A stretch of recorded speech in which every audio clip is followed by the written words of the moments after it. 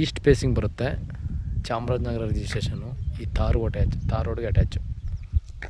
ಇದೇ ಜಾಗ ತೋಟದ ಪಕ್ಕದ್ದು. ಈ ತೋಟದ ಪಕ್ಕದ್ದು ಒಳಗಡೆ ಹೋಗ್ತಾ ಇದ್ದೀನಿ.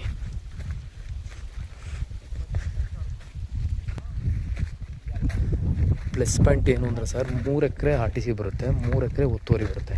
3+3 35 ಲಕ್ಷ ಹೇಳ್ತಾ ಇದ್ದಾರೆ. ನೆಗೋಷಿಯಬಲ್ ಆಗುತ್ತೆ. ಒಂದು 32-33 ತನಕ ಬರ್ತಾರೆ.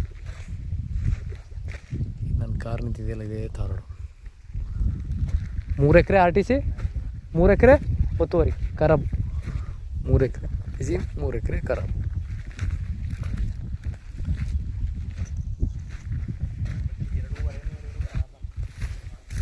ಎರಡರಿಂದ 3 ಎಕರೆ ಖರಾಬ್ ಬರುತ್ತೆ ನೋಡಿ. ಇದೇ ತಾರ್ ರೋಡ್ಗೆ ಅಟ್ಯಾಚ್.